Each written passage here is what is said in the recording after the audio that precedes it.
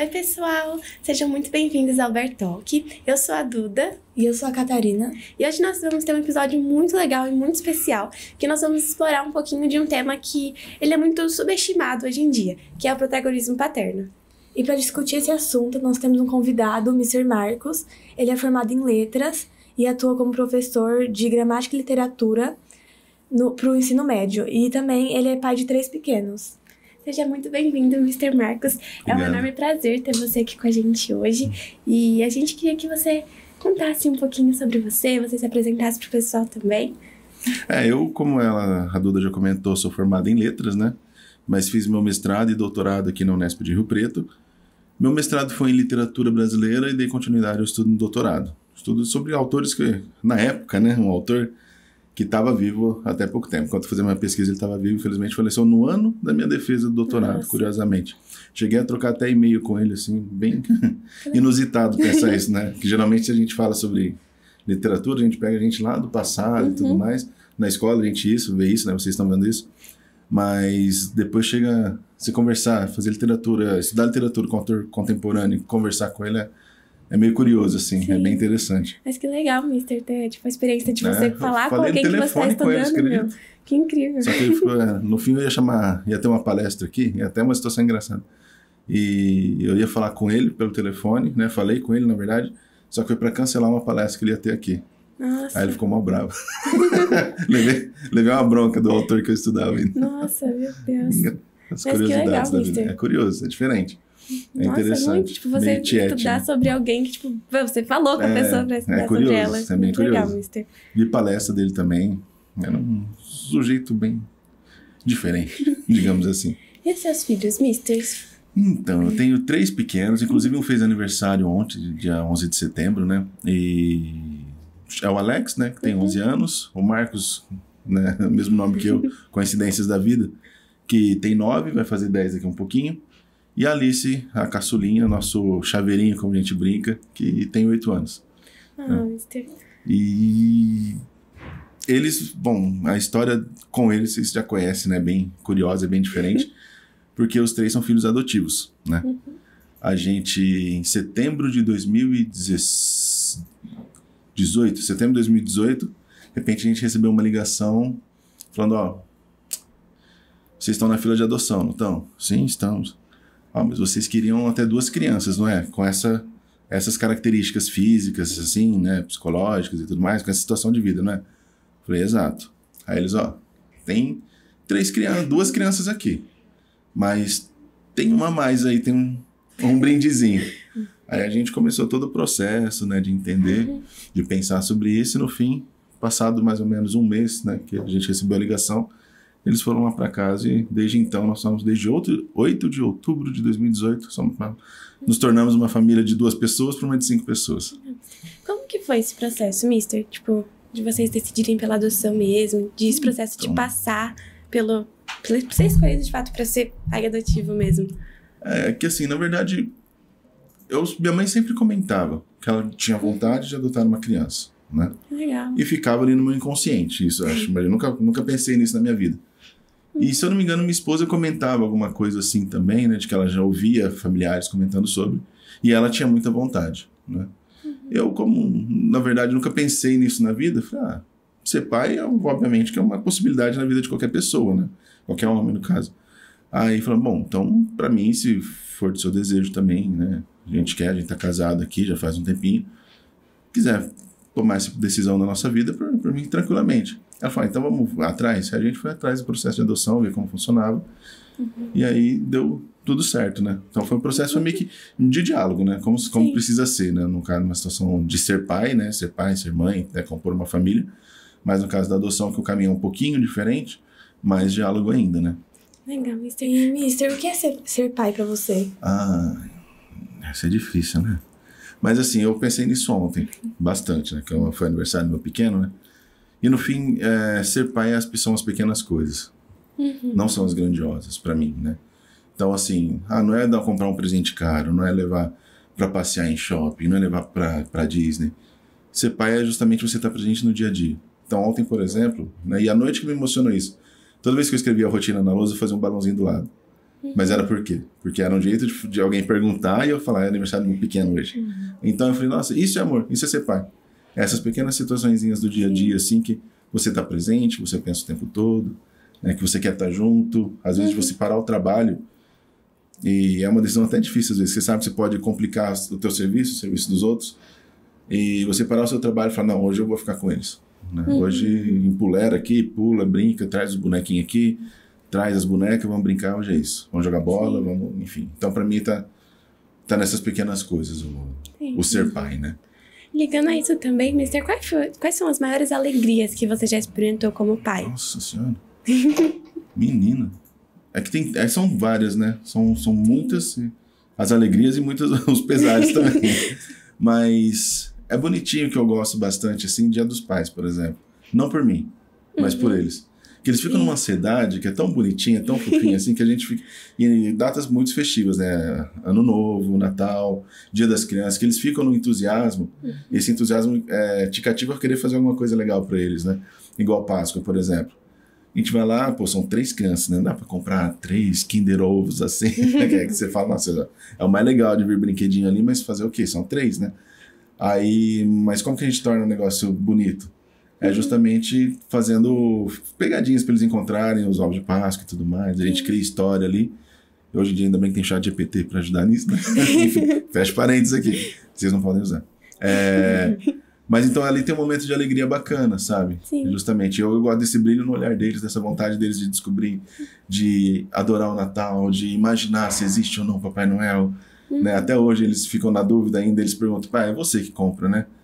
Descubra por você que sabe, né? Mas é gostoso ver esse entusiasmo. Então acho que o momento de alegria está nesse entusiasmo que eles têm para tudo. E você trazer isso para você também, né? Esse processo. E eu acho que seja muito, tipo, não só para você, mas eu imagino que para eles também. Digo eu, tipo, como filho, acho que os momentos que eu mais tenho marcantes com os meus pais são esses momentos mesmo. Tipo, inclusive da Páscoa, eu lembro de... Teve, acho que uma vez, não lembro se minha mãe chegou a fazer mais vezes, mas eu lembro que teve uma vez que me marcou muito, que ela chegou a espalhar, tipo, as patinhas do coelho pela casa, e a gente saiu procurando os ovos, porque em casa nós éramos em 4 crianças, então era também, assim, punk pra conseguir fazer as coisas pra todo mundo. Consegue, né? Então a gente sempre fazia esse tipo de coisa, sabe? De esconder os ovinhos, a gente tinha que fazer essas brincadeiras, e eu acho que são os momentos que mais marcam mesmo, por não ser só entre, né, tipo, às vezes eu, meus pais, mas entre a família mesmo, com os irmãos. Então imagino que seja de fato até o momento individual, assim, a gente pensa bastante sobre isso. Porque eles são 3 e chegaram todos juntos, né? De repente, até brinco, né? Falo, fui dormir, acordei na segunda-feira, dia 8 de outubro, não era pai. Quando eu acordei. Fui dormir, eu era pai de 3, né? E 3 já numa idade grandinha, né? Eles tinham 2, o Marcos ia fazer 4 e o Alex tinha acabado de fazer 5, né? Então, quer dizer, já eram madurinhos ali, digamos, né? Entre aspas, né? Não eram de colo, né? No caso. Aí, é aquele choque de realidade, assim. Aí você não consegue o tempo todo, com isso, dar atenção para individual, né? Porque, poxa, se chegaram 3 numa idade grande. Então você não consegue pegar e falar assim, agora eu vou dar atenção só para você. É um pouco difícil, mas aí às vezes no aniversário, por exemplo, você consegue direcionar isso. Verdade. Né? Então você consegue, tem que trabalhar essa questão da família e do individual também. É verdade. Isso é difícil. E como foi o processo de decisão para adotar?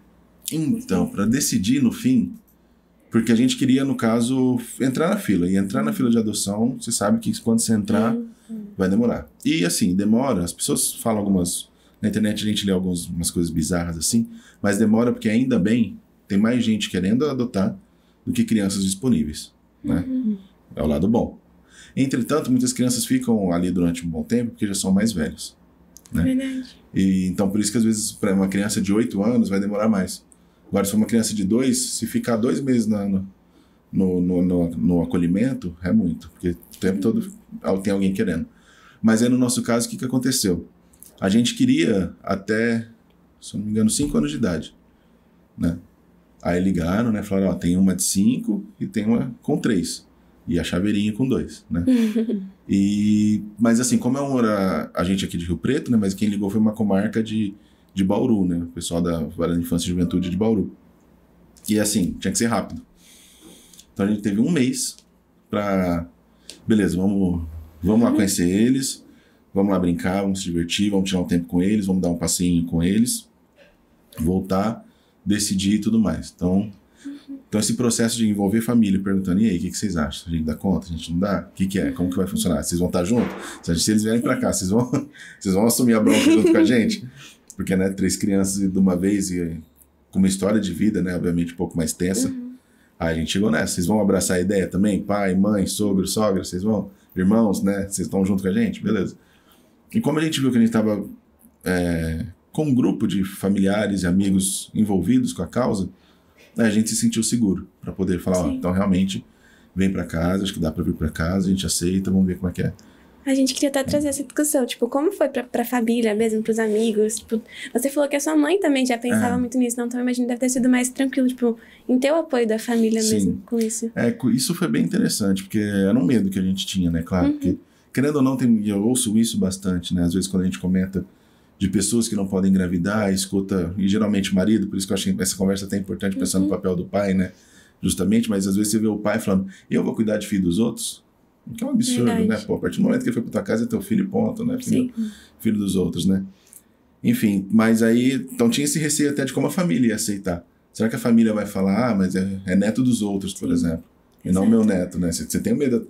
Se minha mãe falar isso, se meu pai falar isso, minha sogra, meu sogro, eu tinha esse receio também. Mas ainda bem que a nossa família acolheu muito e muito bem. Eu lembro que quando eu falei pro meu pai, a gente... vai realmente ficar com as crianças, né? A decisão tá tomada. Vixe, meu pai comemorou como se fosse gol do Corinthians, assim, sabe? Ele comemorou, vibrou, falou, nossa, que bom, você, traz eles mesmo, a gente vai brincar, a gente vai cuidar, criança é uma delícia, então vai ser gostoso. E ele, né, eu fui justamente atrás do meu pai, porque ele opinava enquanto, né, alguém que cuidou na verdade, meu pai teve, acho que 6 filhos, né? Nossa. Então, 3 de outro casamento e 3 com a minha mãe. Então, ele já tinha uma experiênciazinha ali. Aí ele falou assim, olha, não vou dizer que é fácil. Não é, né? Mas onde comem 2 pessoas, vão comer 5, desde que você se esforce para isso e desde que você planeje para isso. Dá certo. Acolher carinho, amor e atenção, isso a gente sabe que eles vão ter de todo mundo. Então, tá tranquilo. E minha mãe nem se fala, né? Minha mãe ela adora criança, ela é do tipo de vó que vai pro chão, senta, brinca, dá regaço, joga bola. Minha mãe é bagunceira. E meu sogro e minha sogra também acolheram bem. E os amigos, muito, até hoje. Até hoje. O tempo todo estão lá em casa, perguntam, visitam. Um ficou doente, né? Tá bem, vou aí visitar ele tal dia. Dá pra ir? Dá pra ir. Então, beleza. Aí eles vão e visitam, enfim. Acho que isso é uma parte muito importante, né? Tanto pra preparação emocional também. De ter, não só de vocês, mas das crianças. Isso, inclusive, é uma coisa das coisas que a gente queria perguntar. Deles terem exemplos essa também, adaptação, sabe? Essa preparação, tanto do emocional, tanto do ambiente, sabe? Tanto por parte das crianças, tanto pela parte de vocês mesmo, pra receber as crianças. Acho que ter esse apoio é muito importante, nossa, né? Porque tem hora que é tenso. Ser pai não é uma coisa tranquila, sabe? Tem hora que você quer um momento pra você. Poxa, pro mundo de hoje, talvez antigamente funcionasse de outro jeito, mas pro mundo de hoje você precisa ter esse momento de relaxamento também, mas aí você precisa contar com uma avó que possa ficar, né? Com um vô, com um tio, com um amigo às vezes, né? Com a cunhada, enfim. Então a gente precisa ter essa conversa também, né? Então, pra gente poder se cuidar, pra eles poderem ter outros exemplos, né? Que querendo numa casa de vó é diferente, tem que ter isso mesmo. Né? Em casa tem regra, na casa da avó vai comer doce mesmo. O vô vai fazer, o meu sogro faz isso, vai fazer o leite, coloca o Nescau e coloca açúcar por cima mesmo, coisa que em casa não vai acontecer, mas lá ele vai poder fazer isso, que justamente está lá para quebrar um pouco da regra e se divertir do mesmo jeito também, né? Então são pequenas coisas. E os amigos também, né? Que eles são bem apegados aos nossos amigos, graças a Deus, ainda bem. E como foi a adaptação deles ao novo ambiente? Menina, falar pra você que foi bem tranquilo, assim, de certa forma. O começo, né? Claro que depois a gente sabia que uma hora ou outra a cobrança ia vir, né? Mas quando eles foram para casa a primeira vez, o Alex foi o primeiro a se adaptar muito facilmente. Tanto que é engraçado, ele foi o primeiro a começar a chamar a gente de pai e mãe, né? Desde o começo. Né? Até quando a gente foi visitar eles lá no acolhimento, ele perguntou assim, né? O que vocês estão fazendo aqui? Aí falaram que tem criança legal para brincar aqui, a gente veio brincar, que a gente não pode falar porque tá lá, né? E como tem muitos grupos religiosos que vão lá, né, justamente fazer algum trabalho, a gente falou que só ia vir ali brincar, como outras pessoas também vêm de vez em quando. Aí ele olhou, virou pro Marcos, né? Ô Marcos, isso aí é o pai, isso aí é a mãe. Aí já olhei pra minha esposa, assim, né? Enfim, então pra ele foi tranquilo. Pro Marcos demorou um pouco mais, que ele chamava a gente de tio e tia durante, chamou acho que uns 15 dias mais ou menos, mas depois também normal. E a Alice oscilou um pouquinho, mas também foi rápido. Ela tinha 2 anos, né? Então o processo talvez de acostumar foi mais tranquilo. Sim. Só que, claro, conforme o tempo vai passando, você vai percebendo algumas dificuldades, assim, né? Deles se entenderem. Né? O Alex, depois de uns 2, 3 anos, a gente começou a perceber que ele se sentia ainda inseguro, ficava com medo de ser abandonado novamente, né? Que assim, não necessariamente eles não foram abandonados, né? A gente vê nas histórias deixados na porta da igreja, né? Isso não aconteceu. Mas eles foram retirados, né, da família que não tinha condição de cuidar e tudo mais. Mas ele tinha esse medo de, eu vou ter que mudar de casa de novo. Já mudei várias vezes com os meus genitores, né? Já fui para acolhimento, agora estou numa outra casa. Será que eu vou mudar de novo? Sim. Você percebia, assim, algumas ações dele, esse medo, né? Mas é onde vem muita conversa, onde o tempo também que vai ajudar a curar essas cicatrizes ruins, aí no psicólogo também, que precisa muito, né? Se quem não é adotivo já precisa, quem é adotivo precisa ir muito ainda, porque justamente por conta dessas quebras que aconteceram na vida, né? Então, nesse sentido, foi tranquilo no começo, um pouquinho tenso depois, mas nada que não tenha conseguido. Mas eu achei muito legal o fato do Alex, que é o mais velho, ter sido o primeiro a aceitar assim, Isso, tranquilo. Pegou ali na hora. E ele tinha 4 anos, ou tinha 5. Ainda não tinha feito 5. Que no processo entre conhecer eles e ir lá visitar, eles irem pra casa, o Alex fez aniversário. Então ele tinha 4 ainda. Ele já, foi muito legal o fato dele ter sido, tipo, ele ter olhado e falado, nossa, é esse mesmo. O pai e a mãe, tranquilo. Isso é muito por isso legal, foi bem mais rápido. Ele sacou bem rapidinho, assim. Mas justamente nesse caminho sobre vocês terem esse processo de vocês, você já teve que lidar com questionamento deles, às vezes, sobre a origem deles, sobre os pais? Direto. Tipo, mas como foi? Foi às vezes esse ponto, tipo... Assim, quando a gente vai fazer o processo adotivo, eles já falam sobre isso. Eles falam, vai acontecer. E não esconde. Você não pode esconder em nenhum momento. Claro que a família tem que perceber, né, qual é o melhor momento para discutir essas coisas, né? Mas que o ideal é não esconda. Se ele perguntou, diga a verdade. Então, assim, desde que eles chegaram, a gente discutia isso. Falou assim, vocês estão aqui por conta disso, disso. Esse foi o processo de vocês. E já falaram, tipo, que queriam saber o que aconteceu com a família. Já queriam saber a história. Já falaram que é difícil ser adotivo, que eles se sentem diferentes dos colegas. Na escola, por exemplo. Né? Mas é uma coisa que eu falo para eles, né? Pra erguer a bola deles. Falei, mas vocês têm uma coisa que ninguém tem. A maioria das outras pessoas do mundo nasceram na família por acidente. Então, por exemplo, eu no meu caso, né? Minha mãe e meu pai tiveram eu, mas foi assim, eles até queriam ter filhos, sim, mas surgiu eu, né? Não era alguém que eles planejavam. Sim. Eu conheci vocês. Vocês estão na nossa família porque a gente gostou de vocês e vocês gostaram da gente. Isso ninguém tem. É verdade. Isso é uma escolha. Né? Esse sentimento de ser escolhido, de fato. Exato. Porque vocês são gentis, vocês são educados, vocês trataram bem, vocês são lindos, vocês... Enfim, aí você dá aquela moralzinha pra eles, assim, e é um fato, né? Porque não é o acaso, no caso deles, né? Claro que é uma conjunção de fatores, né? De coincidências que levaram a isso. Mas eu conheci eles. Então, coisa que minha mãe não me conheceu antes de eu nascer. Verdade. Né? Então, isso... mostrou pra mim que, nossa, que pessoas preciosas pra se ter junto, né? E todo o processo que vem depois, né? De construção do amor. Né? E você enfrentou algum desafio ao tentar equilibrar as demandas da paternidade com a sua carreira? O tempo todo. O tempo todo. Porque às vezes, por exemplo, eu sou professor, né? Então, como professor, o silêncio é fundamental. Você vai preparar uma prova, vai preparar um simulado, vai corrigir coisa, fechar nota. Você precisa de um silêncio. Aí com 3 crianças em casa, você não tem silêncio. Né? Aí, querendo ou não, eles ficam falando o tempo todo, enfim, gritando e cantando, e põe música, e põe filme, e coloca o filme no volume mais alto que tem. O Alex, por exemplo, gosta demais de cantar, e faz barulho o tempo todo, barulho com a boca em geral, assim. A Alice cantarola o tempo todo e fica querendo fazer apresentação pra gente, querendo fazer dança e tudo mais, né? Então o Marcos é um pouquinho mais silencioso, assim, mas de vez em quando ele dá os berros dele também, mas ele faz bagunça com o brinquedo, né? Ele faz barulho com o brinquedo. Enfim, aí você precisa de vez em quando desse silêncio. Aí menina. Aí vira um furdunço em casa. Gente, precisa de silêncio. Mas a gente precisa brincar. Aí brinca baixo. Né? Que a gente precisa trabalhar. Eu, né, no caso, que minha esposa, o funcionamento é um pouco diferente. Ela não leva trabalho para casa. Mas aí eu preciso. Então o difícil é isso. E de vez em quando você tem que fazer alguns sacrifícios com eles ou com o trabalho. Que tem vezes, né? Que, por exemplo, você precisa... Gente, vou faltar que minha filha tá doente. Sinto muito, né? Aconteceu, minha filha não faz muito tempo pegou dengue. Vai fazer o quê? Aí fiquei... Faltei, né? Pra ir cuidar dela. Aí eu peguei também um problema... Sinusite, eu tô com minha sinusite também. deu sorte, né? Digamos assim. Olha que sorte ruim, né? No caso, 2 doentes. Mas de vez em quando acontece. Ou mesmo que falar, gente, ó... Igual o aniversário do Marcos. O aniversário do Marcos tá chegando também. Você nem se vai ter festa pro menino. Porque tem coisa pra fazer aqui. Tem outra, sabe? Daí é a conversa, né? Filho, ó, vamos ter que fazer isso. Vamos ter que jogar pra daqui 15 dias do aniversário. Então tem algum sacrifício que acontece pros 2 lados. Não só pro trabalho, só pro... Verdade. Mas acontece bastante e com frequência. Como que eles lidam, mestre, com você sendo professor? Eles costumam fazer muitas perguntas, costumam querer, sei, mexer as coisas, tá com você. Eles costumam querer saber das fofocas. Eles gostam de saber. E de vez em quando a gente conversa, né, sobre alguma coisa que estressou a gente, né, eu e minha esposa, e eles ficam só de ouvido em pé aqui, querendo saber, e faz pergunta, né, quer saber dos alunos. E, obviamente, de vez em quando usa a gente para ajudar eles ali em algumas coisas, né? Igual português, é direto, vai lá, me ensina isso que eu não entendi.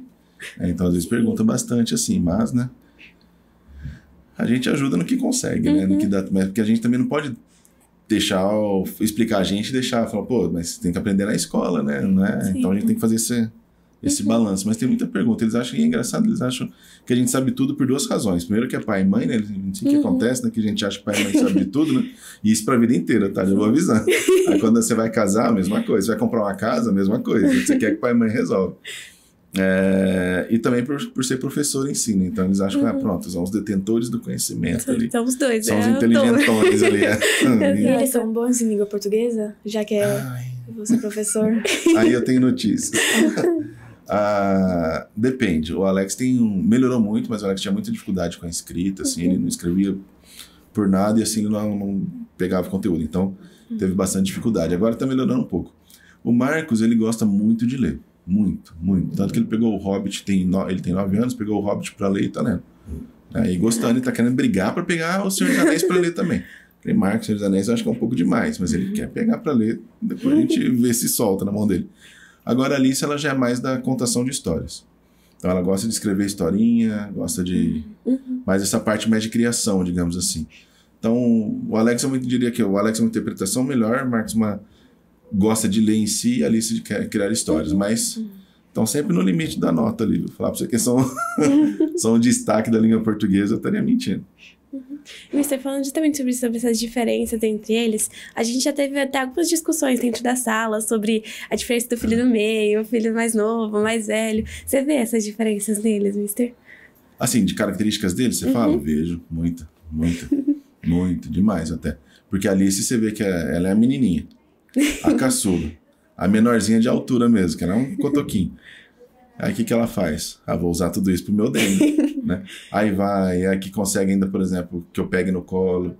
É a que, se ela deita, assim, vamos supor, no ombro, ela cabe assim certinha, né? Então eu coloco o braço da minha abraçando ela fica um ninho ali pra ela. Então ela se aproveita de tudo isso, então ela é mais dengosa. E aí gera os comentários, as pessoas acham, ele gosta mais da Alice. Não é? É que ela percebe isso, esse denguinho que ela consegue fazer, e fica mais próximo, né? Agora, o Marcos já é, curiosamente, né? É o Léo do meio. E, curiosamente, como eu também sou do meio, nós somos os mais introspectivos, né? Mais silencioso, mais quieto, mais na nossa. Então, o Marcos tem um pouco mais isso. Eu atribuo ao fato de ser do meio, né? Porque ele sabe que ele tem que ser mais responsável que a Alice, né? Só que ele sabe que o Alex, por ser o mais velho, é o mais peralta, é o mais bagunceiro, não dá pra ser igual a ele também, né? Então, ele já fica mais na dele. E o Alex, por ser o mais velho, ele tenta sempre querer liderar os irmãos, tenta sempre querer ser o que fala mais alto, o que dá ordem, segue o líder, né? Ele é bem assim. E você vê justamente que eu trago, né, por conta dessa questão de ser o mais velho, do meio, mais novo. Sim. Né? Na criação a gente tenta evitar coisa, mas eu acho que é quase impossível você não fazer algumas diferencinhas assim, que querendo ou não, a Alice tem uma demanda que o Alex não tem. Sim. Né? E eles dois têm uma demanda que o Marcos não tem. Então você acaba tendo que fazer essa ponte, assim, esse balanço, não tem como. Acho que é equilibrar também as necessidades de cada um, né? Porque, por exemplo, o Alex tem bastante dificuldade com a escola. O Marcos não. Obviamente que eu vou dar mais atenção pro Alex nisso. Sim. Né? Aí pode falar, nossa, só dá atenção pro Alex. Não é, que o Marcos não demanda isso. O Alex demanda. Só que o Marcos demanda outras situações, né?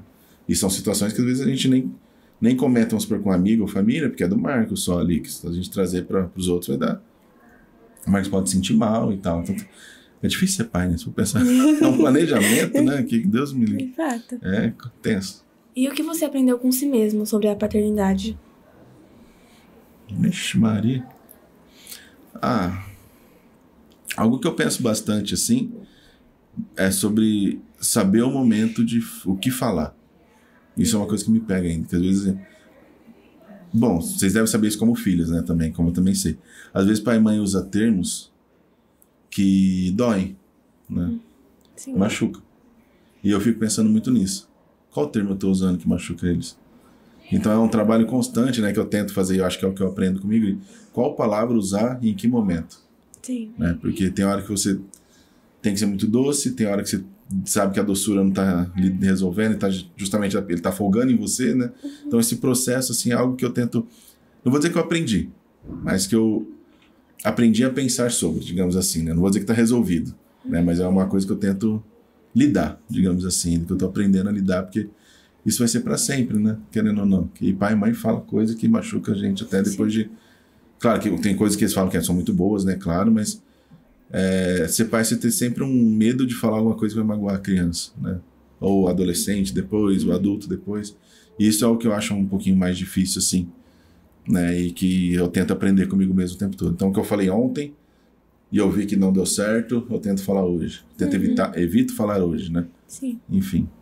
Mister, como ser pai impactou a sua visão sobre a paternidade? Que às vezes, antes da gente nós sermos pais, antes de ser mãe, a gente tem uma visão muito diferente do que é paternidade, né? Tem.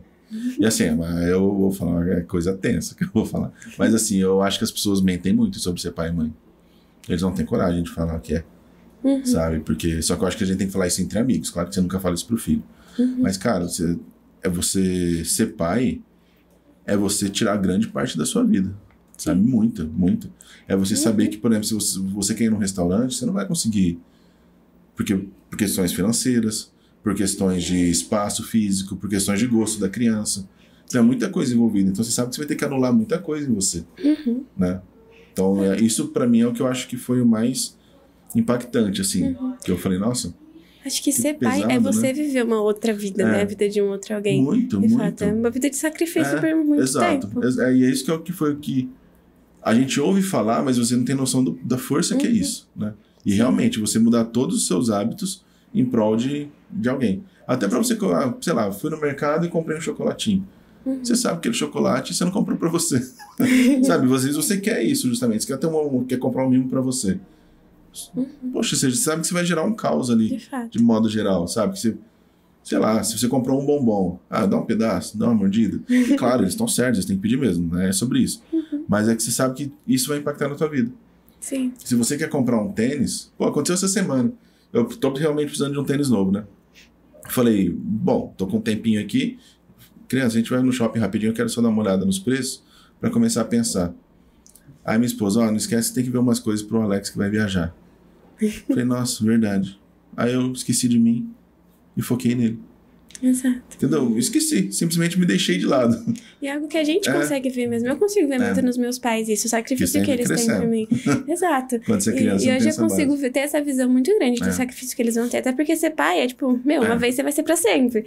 Então, é uma responsabilidade que não vai deixar de ter um nenhum. Obviamente, quando crescer, você vai desgarrar. Vão ter coisas que vai ser mais fácil. Mas ainda assim, vai ter muita coisa. Que foi como a gente falou. Você mesmo falou que você busca seus pais até hoje. A gente vai buscar os nossos pais pra sempre. Exato. Então, é uma responsabilidade de ser pai muito grande. Então, né? isso foi uma das coisas que mais me impactou mesmo. Essa confusão sobre como funciona, o que fazer, o que deixar de fazer, o pensar o tempo todo. É muito engraçado. Você tá dirigindo, de repente você pensa, nossa, você vê um outdoor, isso aqui me lembra fulano. Então, esse pensar o tempo todo em alguém, que você pensa na sua mãe, né? Claro, você pensa no seu pai. Só que pensar em filho é um processo diferente. É bem diferente. Eu acho que isso foi o que mais me pegou. Esse se anular, esse pensar o tempo todo, esse querer fazer para eles, né? Então, enfim, isso foi... É bastante tenso, não nego. Que é diferente, é diferente. Sim. Né? E existem estereótipos ou alguns mal entendidos sobre a adoção no Brasil que você gostaria de demistificar? Eu acho que assim, uma coisa que me incomoda primeiro é isso de achar que é filho dos outros. Nossa, cara, você vai ter as mesmas demandas de qualquer tipo de criança. Isso é até uma pergunta que a comum, gente queria digamos. meio que trazer essa discussão sobre o que você acha, Mister, dessa frase, tipo assim, é filho do outro, porque, Uó. a gente tem aquela famosa frase que o pai é quem cria, o pai é Sim, aquele que tá junto mesmo. Mas é mesmo, cara. É mesmo, porque assim... E é interessante, porque uma das coisas que vocês perguntaram que eu aprendi, né? Acho que é muito sobre o amor. Essa noção de que amor é uma coisa construída, né? Sim. Porque quando eles chegaram em casa, eu não vou dizer que eu amava eles. Se eu falar isso é mentira. Que é uma das coisas que eu quero desmitificar, inclusive. E que serve também dos impactos, né? Que depois eu descobri, conversando com pessoas, que isso acontece até com as pessoas que são pais biológicos, acontece até com elas também, né? Porque quando surge aquela criança que nasce ou a que vai para sua casa no processo adotivo, você não ama aquela pessoa. É impossível isso acontecer. Né? Porque o amor justamente é um processo que você vai aos poucos. É levando no médico, é embalando, é olhando no olho, é conversando, é tendo medo daquela pessoa se machucar. Né? Então todo esse processo é o que vai criando o amor. Né? Então por isso que o pai acaba sendo quem cria. Porque você vai criando esse laço que vai ficando cada vez mais forte, mais forte, mais forte, mais forte. Tem uma frase que eu gosto muito, que o amor ele é uma escolha, né? Ele não é só um sentimento ou qualquer coisa do tipo. Ele é uma escolha, de você escolher amar mesmo. E todo dia. E todo dia. Porque eu falo bastante isso para meus filhos, que vocês não são nem obrigados nem a me amar. Não são obrigados. Eu sei que muitas vezes vocês vão me chamar de chato, de feio, de bruxo, de blá blá blá. Porque eu tenho que dar limites para vocês, eu tenho que ensinar os caminhos. Né? Então vocês vão me xingar tudo isso. Só que isso com certeza não é pro mal de vocês. Mas se vocês decidirem que o que eu faço dessa forma, impedindo vocês de fazerem o que quer, é uma situação para vocês deixarem de me amar, fazer o quê? Só que só lembro que justamente eu não faço só isso, né? Só que aí eu vou lá e brinco, eu vou lá e levo vocês para passear, eu vou lá e converso, eu acolho vocês quando tem medo, quando estão doentes, né? O braço está sempre aberto aqui para todas essas coisas. Então, o amor é esse processo. Então, é isso que eu acho que é a primeira coisa que eu gostaria de desmitificar também, né? Porque não é verdade que esse negócio que a gente vê em filme, né? De que, eu fui lá, amei a pessoa, logo quando vi. Mentira, vai ser mentiroso. Não existe isso. Você vê em relacionamento, não é assim que o amor é feito, né? Pensando... namorado, assim, essas coisas. Não é assim. Então isso é uma coisa. E outra, falar que que é mais fácil ou mais difícil. Não é nenhuma coisa nem outra. Né? Porque quando as crianças vêm para casa, elas vão ter um processo ali, claro que você tem que tratar para uma história de vida, né, da criança, para uma estrutura que você tinha que mudou, né? Tem toda uma adaptação ali, né? Então, fugiu da cabeça agora. Eu tinha falado sobre ser mais fácil ou sobre ser mais fácil. Então, você achar que a criança vai chegar e pronto, tá tudo certo? Mentira. A criança vai ter um ritmo de sono também. Né? Que, por exemplo, o Marcos, ele acordava de madrugada direto. Era uma outra casa pra ele. Ele achava que tinha um dragão do lado de fora. Né? Ele falava pra gente, tinha um monstro e tal, depois. Poxa, mas por quê? Era um lugar estranho pra ele, né? Isso vai acontecer com criança biológica também, que vai trocar o dia pela noite, que vai chorar a noite inteira. Né? Então, assim... Não é nem mais fácil, nem mais difícil. Tem suas questões também. Então, são essas duas coisas que eu acho que mais tem que ser falado sobre a adoção, assim, que são mentiras. Mister, para nós finalizarmos, eu queria fazer uma pergunta que é um pouquinho complexa, mas eu acho que é o tema do nosso podcast mesmo, que é pra você, qual que é a importância da paternidade, tipo, do pai mesmo, sabe? Porque às vezes a gente fala muito sobre a importância da mãe, que é inegável também dentro de uma família, mas a do pai, porque hoje é o que a gente olha pro Brasil, que a gente vê, né, uma falta muito grande. Então a gente quer saber um pouquinho sobre a importância que você acha que o pai tem mesmo pra família. Uma coisa que eu penso bastante assim, né, que quando eu ouvi sobre isso, foi, nossa, eu nunca tinha pensado, que, entre aspas, né, o aborto paterno no Brasil é legalizado. E no fim, querendo ou não, é isso, né? Que muitas famílias, o pai simplesmente, valeu, obrigado, preciso mudar de vida, né? E deixa lá a criança com a mãe. Então, acho que falta um pouco para os pais em geral ser um pouco honestos sobre as dificuldades da paternidade, né? Que, pensando como ser pai mesmo, né? Não esquecendo a mãe, como você pediu, né? Sobre as responsabilidades que você tem, as responsabilidades fáceis, as difíceis, né? Só que também as prazerosas, né? Então, acho que falta esse olhar com um carinho, justamente, sobre isso, sobre todo esse processo, né? Acho que os pais olham muito como uma coisa ou outra, né? Basicamente é o olhar masculino, né? Ou é isso ou é aquilo. E não é bem isso, né? O processo de ser pai, ele tem altos e baixos mesmo, igual tem na empresa, igual tem com os amigos, igual tem no relacionamento. É só mais... Eu acho que falta isso, acho que falta normalizar, vai. É assim. Como tudo na vida, é assim. Ter filho é isso. Tem hora que você vai estar muito feliz? Tem. Só que aí no dia seguinte a criança fica doente. Né? E é isso. Aí o dia seguinte, ela vai estar boa de novo, você vai brincar. Então falta essa normalização de que é ok. Acho que os pais não olham como um olhar tranquilo, sabe, pra coisa. Acho que tem que aprender a ter esse olhar um pouco mais calmo de que vai e vem, é bom, é ruim, e afirmar até pros amigos, cara, tem hora que é muito ruim. Nossa, quando eu falei isso pra um amigo, eu fiquei tão mais calmo. Falei, cara, tem hora que eu fico muito irritado, muito. Eu não caibo dentro de mim de tanta raiva que dá deles, assim. Só que eu não posso externar. Hoje foi assim. Amanhã, pronto. Amanhã eles vão fazer a tarefa linda, maravilhoso. Vai sobrar tempo pra brincar e tudo mais. E é isso, sabe? Sim. Então eu acho que falta esse olhar do dia a dia mesmo. De que... Tá tudo bem mesmo, porque eu acho que a paternidade e a maternidade é sobre isso, né? Sobre, em geral. É sobre a gente entender que estão novas vidas e a gente passa por isso. Mesma forma que a gente passou com os nossos pais, os pais também vão passar com os filhos, e se esquecer de como era antigamente. Exato. Homem, não sei o que acontece, que o homem é cheio de falar isso. Que antigamente eu podia fazer. Não podia, cara. Você só tá inventando uma história sobre você mesmo, sabe? Você fazia coisa errada, você fazia coisa certa. Só que tua mãe geralmente, né, você tratava... Ok, ela tinha hora que ficava muito brava, tinha hora que tava super tranquila. Às vezes a gente esquece também. Né? Exatamente, a gente esquece de como a gente era. E eu acho que talvez seja essa conversa que os homens... Que é outro mal, né? Os pais não querem tanto conversar sobre isso que acontece, sobre esses sentimentos. Então, pô, vai lá com a sua mãe, pergunta como era, o que eu fazia, o que você fazia. Sim, isso é muito legal. Eu como né, filha, e às vezes eu chego na minha avó e eu pergunto, às vezes, quando minha mãe era, como meu pai era. Exato. E é muito engraçado, porque às vezes a gente nem imagina como eles eram, Aí sabe? Você vê que tua mãe era mais arteira do que você, do que a gente, exato. E é isso que falta, sabe? Eles assumiram como eram as coisas, assumiram as mudanças e tudo mais, sabe? Então, e aceitar, né, a paternidade. Que tem coisa boa, tem coisa ruim, tem dias bons, tem dias ruins, tem dias ótimos. E tocar, é vida, né, gente? No fim, é vida. Sim, exato. E falta um pouco isso. Porque os homens não são muito honestos com sentimentos, né? Talvez seja isso que precisa. Pode ser, verdade, mister. Não sei, pelo menos eu tento ser bastante honesto com meus sentimentos. Minha esposa que eu digo. Mister, eu acho que é isso.